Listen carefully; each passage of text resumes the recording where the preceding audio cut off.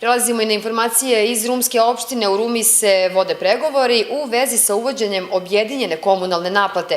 Ovo je za našu medijsku kuću potvrdio pomoćnik direktora za tehničke poslove javno-komunalnog preduzeća Komunalac Željko Došin. Objedinilo bi se sve ono što smo razgovarali, znači objedinio bi se i gas i voda i komunalna usluga i stambeno, znači sve ono što postoji na teritoriji opštine Ruma, tipa jedne Infostana Beograd ili novosadske firme koja se bavi isto informatike, mislim da se zove, i njihova firma koja se time bavi.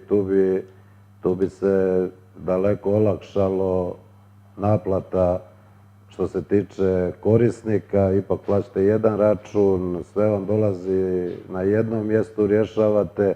Osnivač i javno preduzeće bi imali jedan papir, ne bi bilo 5 papira.